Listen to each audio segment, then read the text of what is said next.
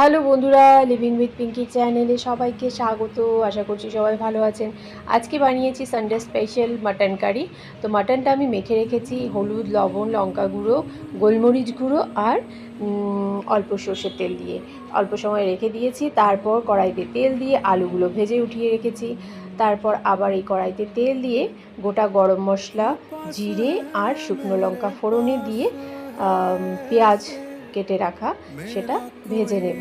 পেঁয়াজ ভাজা হয়ে গেলে অল্প লাল লাল হয়ে গেছে, এখন আমি এতে রসুন আর লঙ্কা একসাথে বেটে নিয়েছি সেটা দিয়ে দেব।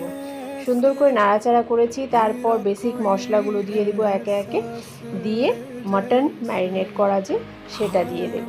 মাটনটাকে মশলার সাথে কষে তারপর এতে দিয়ে দেব জিরে, ধনে আর মৌরি ভাজা করে রাখা, সেটা গুঁড়ো করে নিয়েছি। সেই মশলা দিয়ে নাড়াচাড়া করে একটা গোটা বড় টমেটো দিয়ে দেব। টমেটোটা গলে আসলে এখন ভাজা করে রাখা আলু সেটা দিয়ে দিব। তো বন্ধুরা, আপনারা কোথা থেকে দেখছেন অবশ্যই কমেন্টে জানাবেন, ভালো লাগলে একটা লাইক করবেন।